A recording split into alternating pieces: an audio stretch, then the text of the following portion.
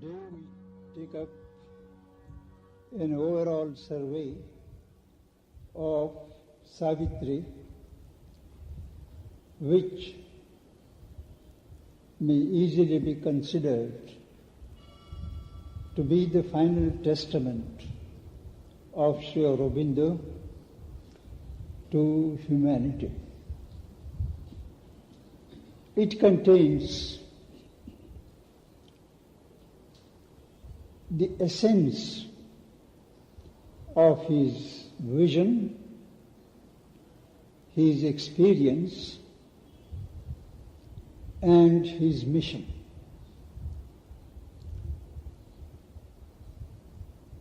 As you all know, he started working upon this poem even when he was in Baroda.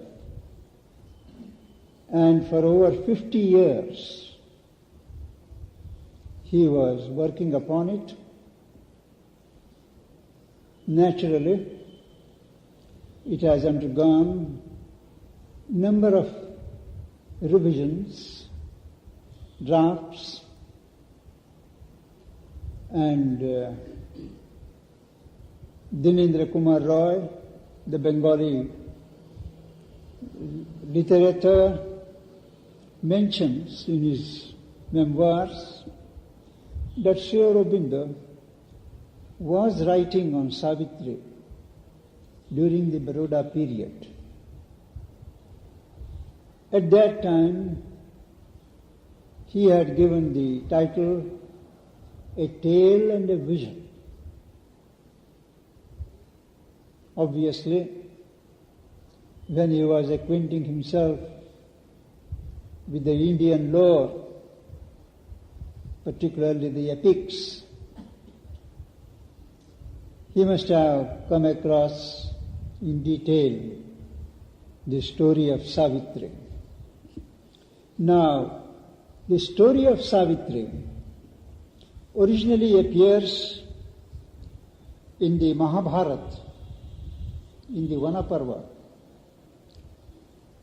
It runs into 4 cantos and has been repeated with some modifications or other in the various Puranas. And today, there is not a single Indian Hindu family who is not conversant with the main story of Savitri. The story as it runs is this. Ashwapati, king of the kingdom of Madra, he had no issues. And as was the custom during those times, he goes to the forest for austerities to propitiate the goddess, and he is there in the forest for nearly 18 years, undergoing penance, austerities, at the end of which period Goddess Savitri appears to him and grants him a boon that something of her would take birth as his daughter. Satisfied, the king returns to his kingdom, and in due course, a resplendent daughter is born. The daughter is brought up in a royal way, and when the time comes for the princess to marry, to choose her suitor, it was found that nobody would come to claim her hand. Though everybody would admire, nobody would come to claim. So, having waited enough, the king asked her to go abroad, go around the world, and choose her own partner. So the princess, accompanied by an aged minister and a retinue, she starts out.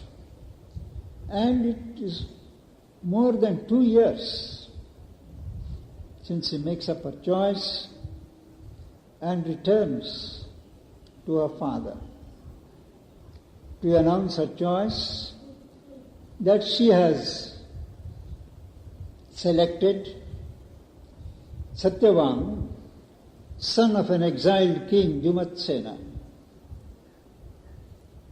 Sage Narad, who happens to be there very conveniently, he disapproves and says, but Satyavan is going to die within a year. And she is advised to change, but she says, no, I have given my word, and once I have decided, there is no question of changing. So, the parents yield. She is married to Satyavan, and 1 year passes, and on the fated day, she accompanies Satyavan to the forest on the plea of wanting to get herself acquainted with the region frequented by her husband. And when he is cutting wood for fuel in the forest, Yama appears, the god of death, and claims his soul. She tries to argue with him, to stop him, but for no avail. He pulls out his soul. And then he starts going back to his kingdom. But Savitri would not leave him. She has in the meanwhile equipped herself with religious rituals, and she follows Yama, the god of death. He is certain that at some stage when they reach the river Vaitarini, which cannot be crossed by humans, she is bound to stop. But to his amazement, because of the virtue that she has gained by reason of the austerities, she crosses the river, follows him, and to a wonder-struck Yama, she is irresistible in her arguments, in her religious power of character, and he gives her plenty of boons, returns her husband, and all is well.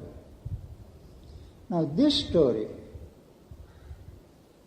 is told and repeated, read out in many homes to emphasize the virtue of conjugal fidelity, happiness. To Sri Aurobindo, however, his eye perceived something more, something behind the whole story. He saw some memory, some recollection of an event that must have happened in the early cycles of the Aryan people. And why he felt like that, he explains.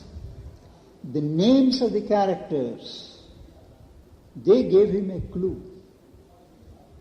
Satyavan is one who carries Satya, one who carries the truth, the soul, the human soul which carries the truth. That is Satyavan. Then his father, and Savitri.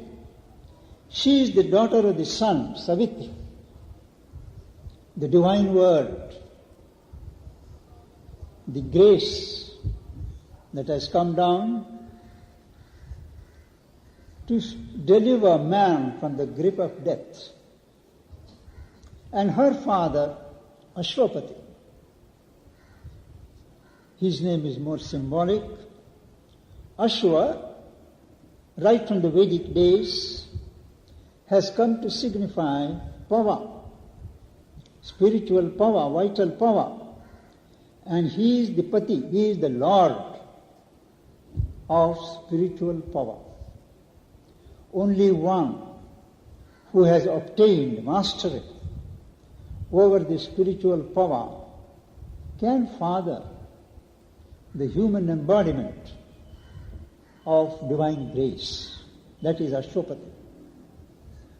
Then comes the father of Satyavan. He is Dyumatsena. Dyumatsena, Dyumat is shining. Sena is host, army. So Lord of the shining hosts, Dyumatsena. It means the divine mind, lustrous, which is now blinded. He is a blinded king, blinded, exiled from its rightful kingdom of light, and descended into this world of ignorance and blindness, falsehood. That is why he is exiled, he is blinded, and he is outcast. That is the divine mind. So these names gave him a clue that it is not just a story. It is not only a legend, but it signifies something else in the evolution of humanity, a promise. And so he called it a symbol. He turned the whole story into a narrative, a prophecy of the conquest of death by the divine grace for the benefit of humanity as part of the manifestation of truth.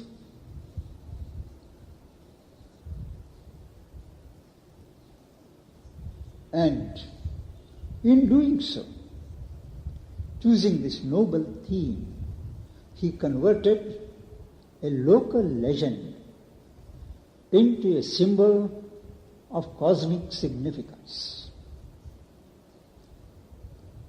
It is not that it is a poetic vision. It is a prophetic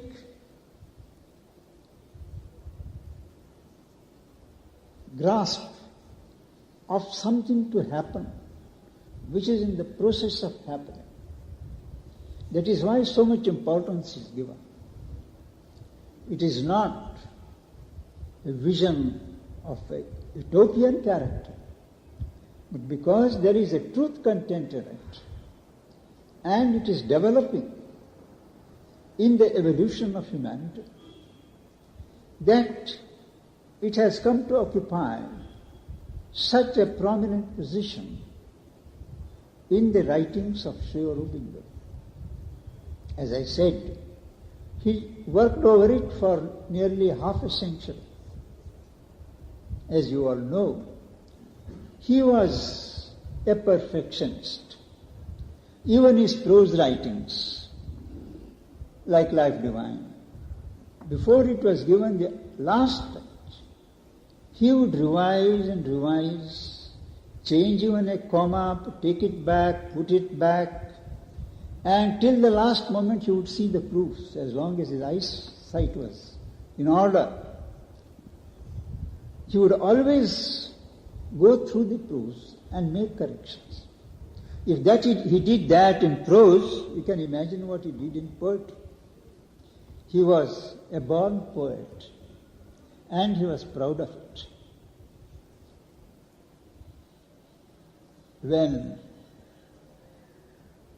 Radhakrishnan addressed him as a philosopher, when he wanted a contribution from him for the Silver Jubilee volume of the Indian Philosophical Congress, he wrote to Dilip that I have never been a philosopher.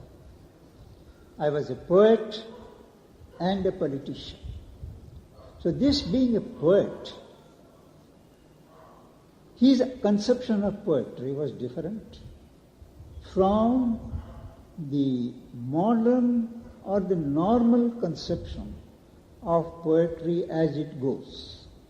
He always had that Vedic context, Vedic background, that a poetry is not just meant to amuse. It is meant not only to enlighten, but to deliver a charge of inspiration which the poet receives. Poetry is a charged word, and in his study entitled The Future Poetry, he traces the development of English poetry and shows how it is steadily moving in the direction of the mantric concept, the word as a mantra. Of course, he did not have to dwell upon it as far as Sanskrit poetry is concerned, because it is always an accepted fact. And as it has turned out to be, Savitri has been a perfect example of the mantric poetry that he had always envisaged. Apart from the fact that it is the longest epic in the English language, something a little less than 24,000 lines, though Mother was pretty certain that it must have been 24,000 lines. Somehow some lines have been missing, and some portions have been revised at least 11 times. Some, I was told, 21 times. I am not sure, but of 11 times I am quite sure. And he did not have as much time as he wanted to write it. He would take it up for a while, then other preoccupations would intervene, and then it would be dropped to be taken up sometime again. Also, apart from the question of time, he used Savitri, writing Savitri, as an experiment in expressing the different states of consciousness which he was ascending in the course of his yoga. So, he said, I revise each portion that I write. I would pull up to the new level of consciousness attained when I took it up again for revision. So each portion, important portion at least, has been pulled up number of times, and there are so many drafts. Ultimately, he revised the last portions of his choice only a few weeks before he left his body. He worked furiously on the Book of Fate, in which he dwells upon many fundamental issues before man.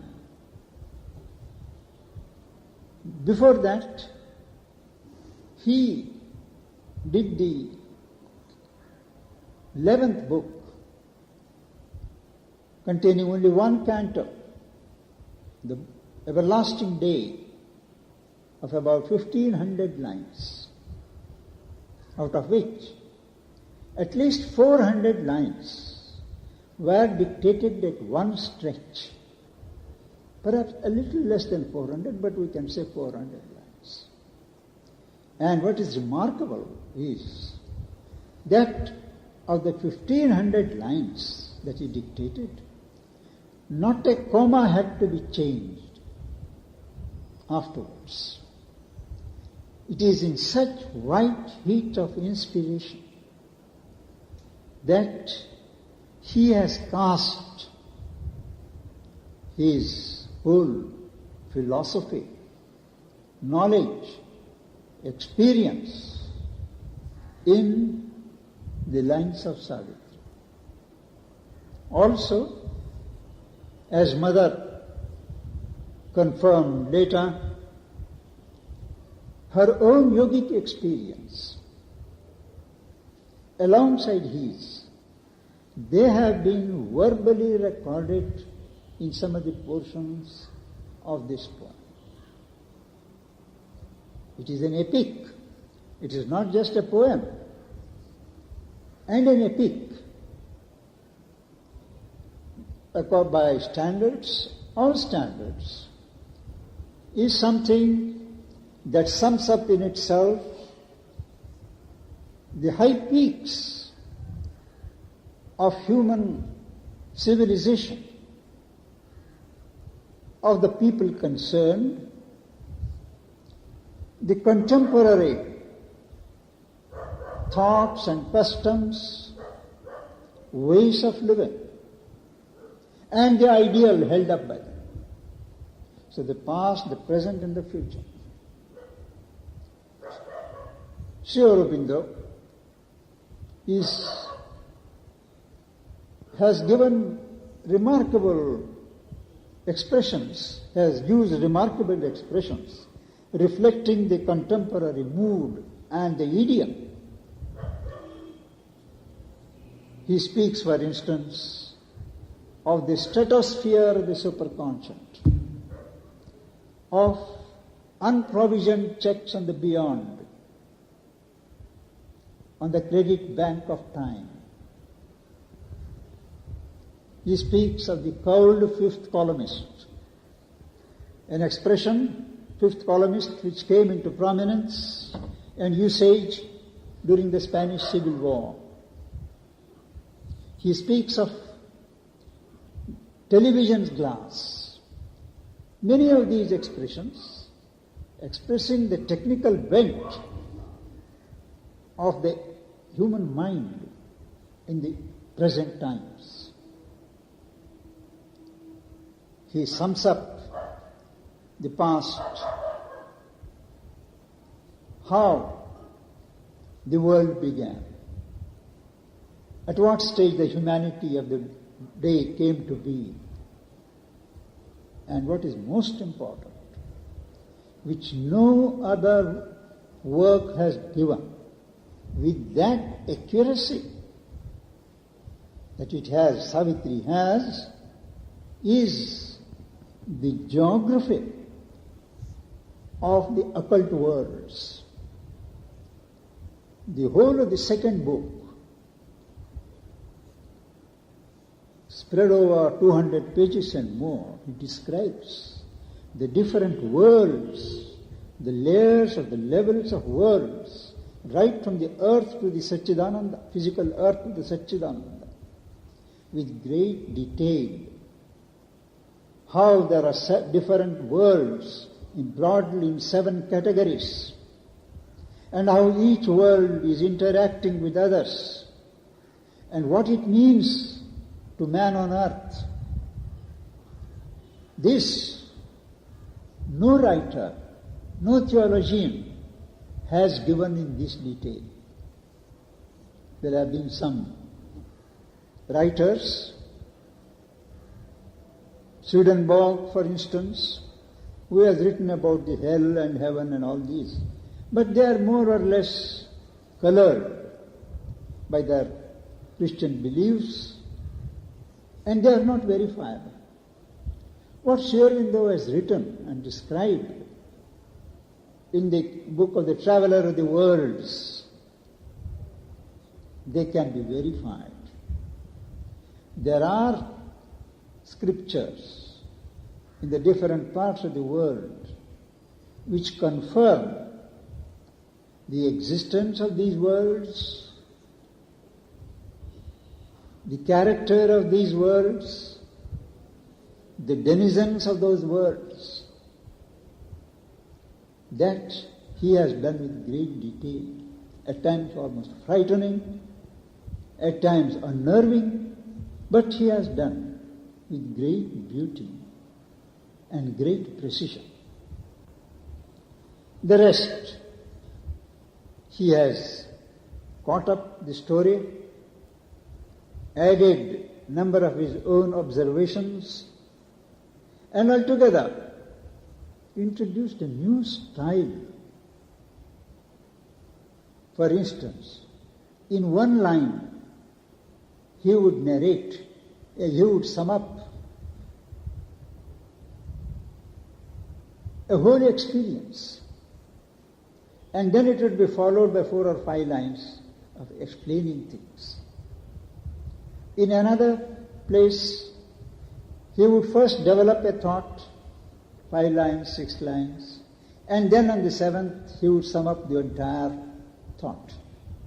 So there is a lot of variety in dealing, and there are a lot of echoes from the other scriptures, other religious writings, incidents that have happened in the growth of man.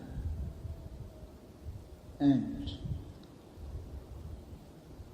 there is much more which we would touch as we get along. Now, we said that Savitri is both a legend and a symbol. Now, in the very first canto, these two are juxtaposed. So the beginning of the canto, first canto, the symbol dawn, is both the first dawn of the present cycle of manifestation. It is also the dawn of the day when Satyavan must die. So on one level, it narrates the events preceding this cycle of manifestation. Somewhere in the middle, he joins it to the morning when Savitri wakes up and remembers that is the day when Satyavan must die. So both are combined in a very skillful way. And everybody would agree that this first canto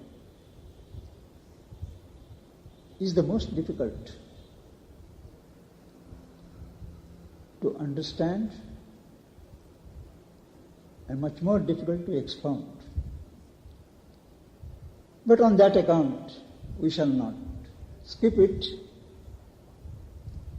And he begins with the line, "It was the hour before the gods awake."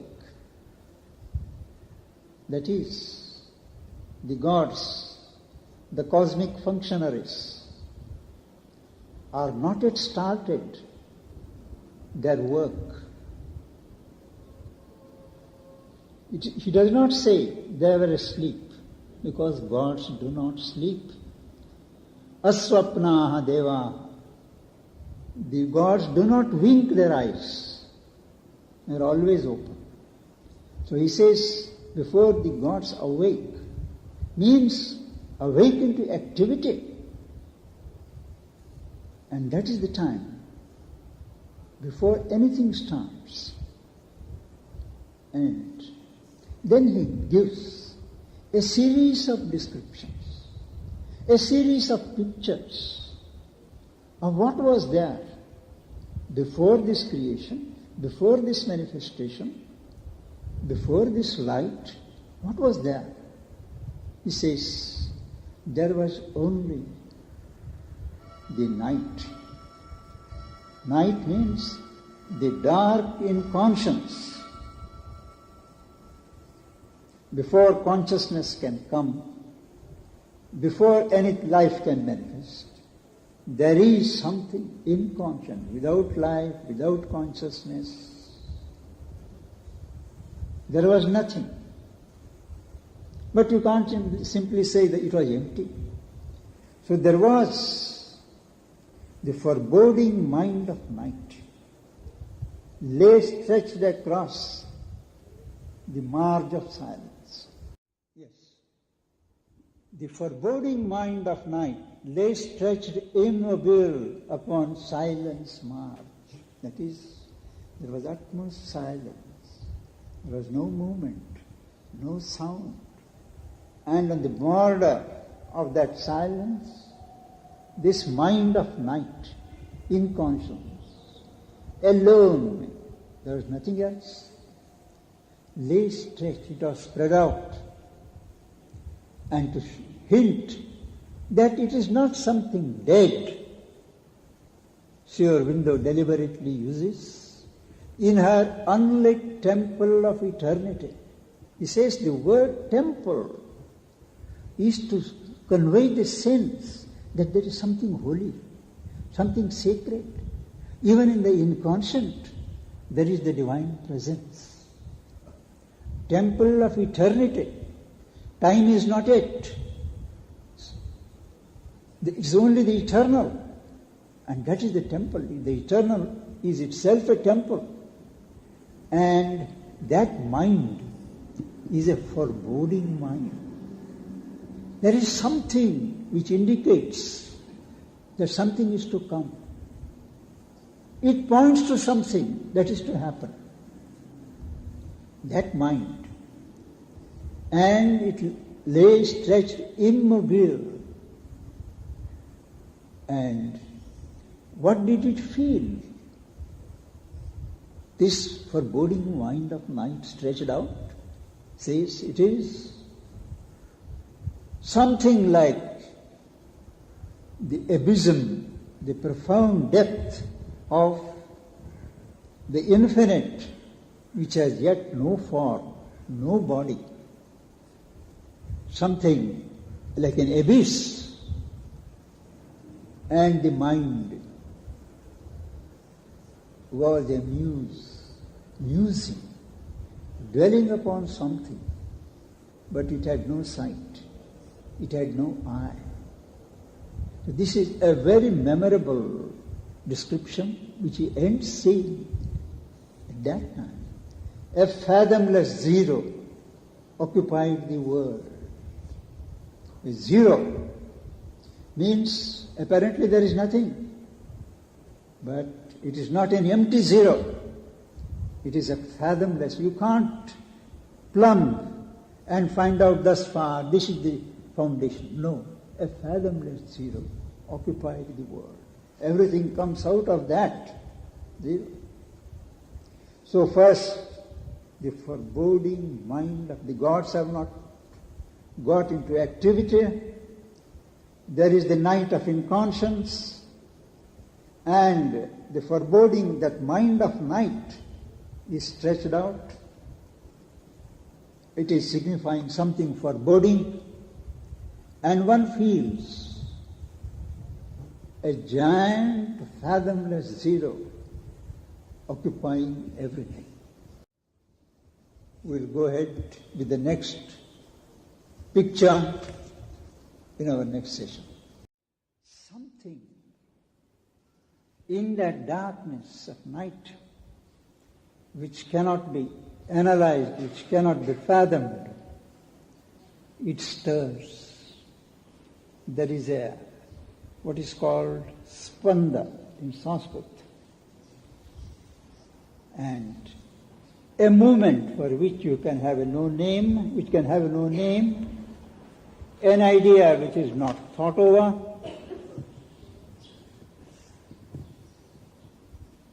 appears,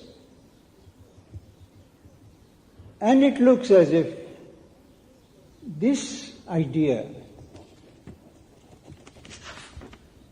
this movement has no aim.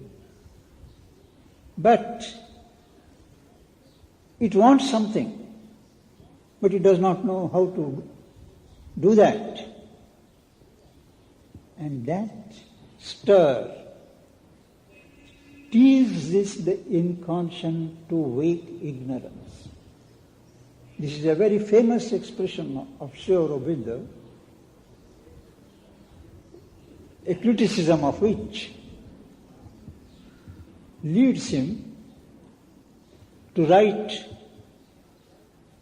a defense, a classic defense of his stand as a poet. Because the critics who hold that in bringing the inconscient and the ignorance, he is bringing in philosophy in poetry, which is not done. Poetry is an art. You can't bring metaphysics, you can't bring philosophy in poetry. So that is a school of thought of critics which voiced its criticism of this kind of poetry. Sri Aurobindo, however, says that